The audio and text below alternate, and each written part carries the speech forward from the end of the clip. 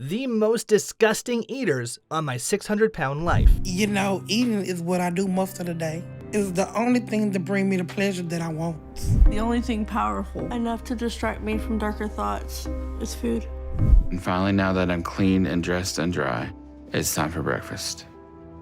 What is driving you to eat like that? Lately it's been depression because of my weight. So you're depressed because of your weight, and your weight is depressing you, and then you eat? Yes. I love the way it all tastes. I love the way it makes me feel. It's my comfort. 350 pounds at the age of 15? Dear God. Nathan tells us the mornings are the worst part of his day because he actually has to get up. Really shouldn't be as funny as it sounds. The mornings are the worst part of my day, and I hate waking up because of how hard and painful it is being in this body now. Nathan reveals that there isn't a single moment he isn't hungry, and that food makes everything better, as he helps himself to a couple of dozen biscuits with some eggs and bacon. The dogs look so jealous. I am a little bit. There isn't a moment where I'm not craving something to eat. Food is my relief and my comfort. Nathan tells us his dad used to work at a food company, so he's loved food ever since he was a child, and he and his family had practically unlimited access to all kinds of junk food. My dad worked for a food company, so we constantly had junk food around us. Nathan reveals he got bullied for trying to take on basketball and just ate the sadness away. Bullying aside though, letting 350-pound 15-year-old go home and eat ice cream should be illegal. That's when the bullying really started because of my weight, because I got up to over 250 pounds by then. I fell in love with theater. It was theater that made me feel like I could be who I wanted to be. Nathan expresses his unrequited love for theater arts as he talks about finding out his mom was diagnosed with cancer and theater was the only place he could deal with it. Didn't stop him from eating though. When I found out my mom was diagnosed with cancer, so I chose a college based on theater. Nathan and his wife Amber reveal that he tried to get weight loss surgery after they got married, but couldn't afford much of it, which ultimately led to him giving up and just eating however he saw fit.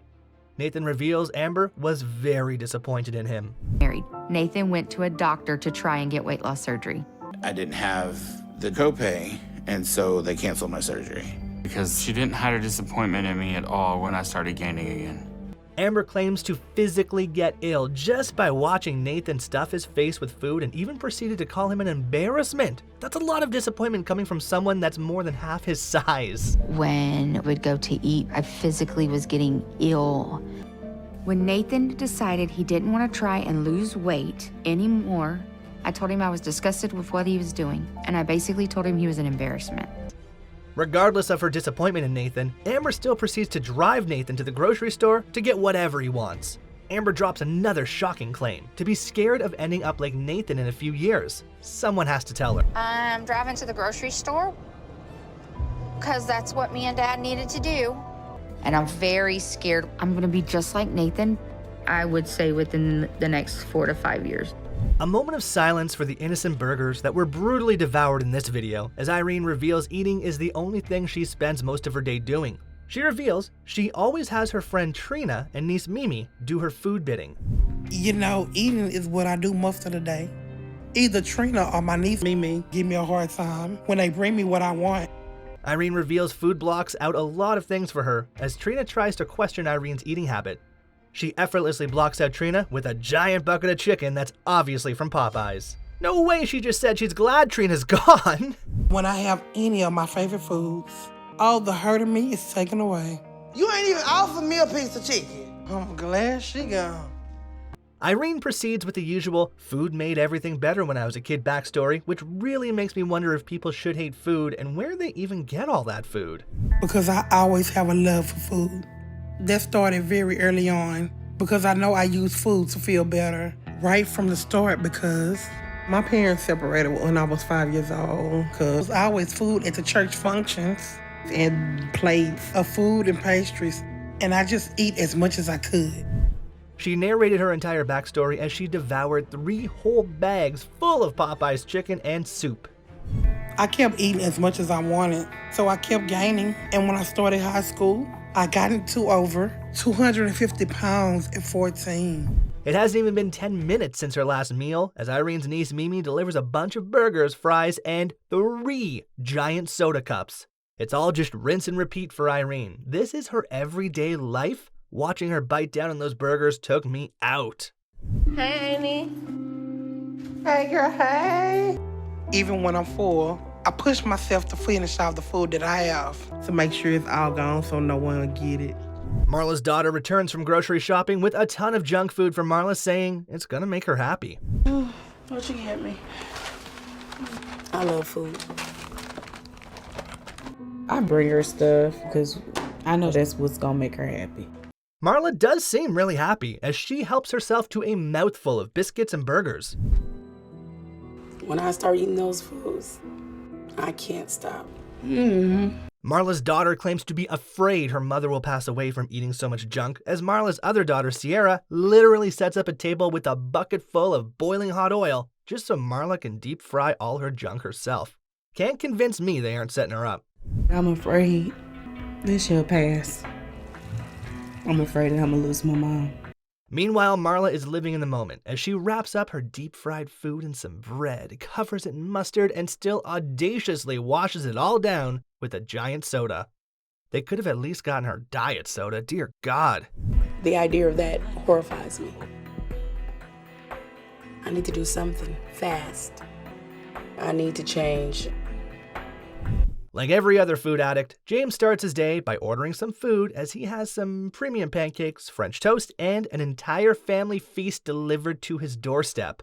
According to James, eating is as exciting as the Super Bowl. Can I get the game day family feast? Can I get the original French toast? The amount of stuff that you could get is just crazy, so I get excited. It's like the Super Bowl.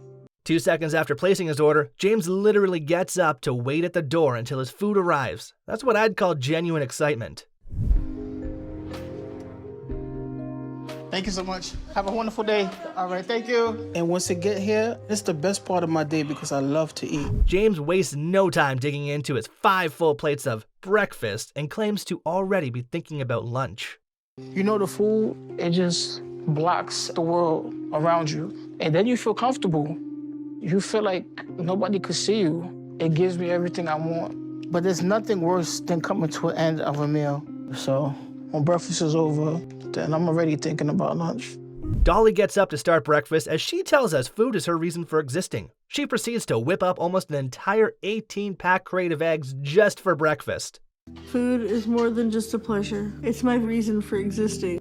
What was that, like 15 eggs? Yeah. Dolly reveals her dad chose drugs over her and her mom, which jump-started her love for food. And my mom, she gave my father the ultimatum. It's me and the child or the drugs. And he chose the streets and the drugs, so that's what it is. She tells us her pretty interesting backstory over a table full of 15 eggs, about 20 sausages, and some bread. That is a scary amount of sausages. So my mom raised me, and she did as good as she could. I was left alone a lot, and that's how it started. My relationship with food was just there, so I ate it. Dolly's mom reveals she was always overprotective of Dolly because of her size over the years. Dolly has always been a bit different than other children, and other kids are harsh and cruel, so I've always been the overprotective mother. Dolly tells us she was diagnosed with a couple of mental disorders in kindergarten and that she weighed up to 120 pounds at the age of 7. Mental disorders in kindergarten? That's unbelievable and incredibly sad. In kindergarten, I was diagnosed with attention deficit disorder, oppositional defiant disorder, and bipolar disorder. It just made me want to eat more. And by the time I was 7, I was 120 pounds.